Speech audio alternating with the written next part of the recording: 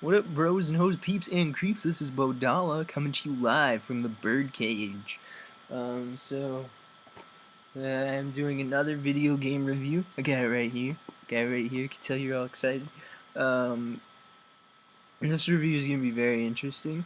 This game is a game that I got that I enjoyed a lot, but I thought it had better potential if it used a different storyline. And the game is Spider-Man 3, which it's an amazingly well done dynamic. And what I mean by that is that, the Spider-Man, you play as Spider-Man, obviously, and, you actually control him. Like, actually control all of his web-swinging abilities. You can control whether he runs on walls, you can control anything. Anything you want to control about him.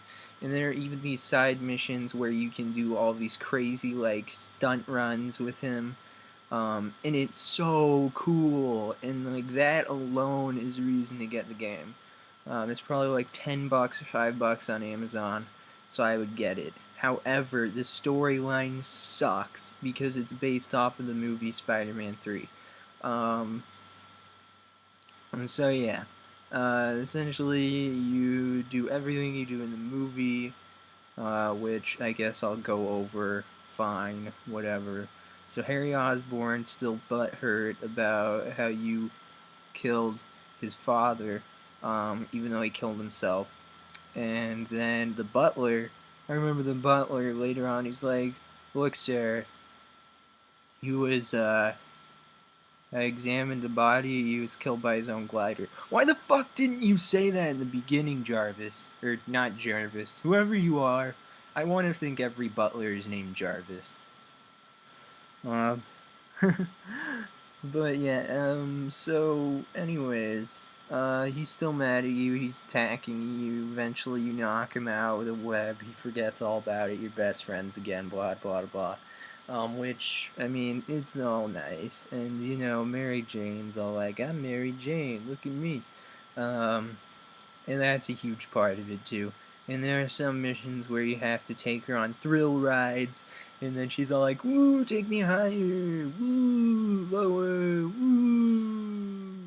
woo. And it's so annoying. I don't like, Kirsten Dunst. I just don't. I don't like her. I don't like her face. I don't like her face.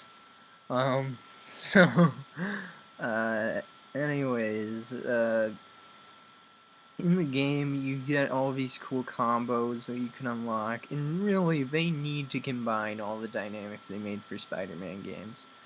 Because there's some really good ones that they had in this one, but the storyline sucked, and the variability was very minimal. But you did become Black Suit Spider-Man at some point. I thought it was cool in Web of Shadows how you could switch manually between the two just by clicking a button. So you could do it mid-combat, like that was cool. But in this one, you have two storylines. One of them is Black Suit Spider-Man, one of them is Red Suit Spider-Man. You can just choose.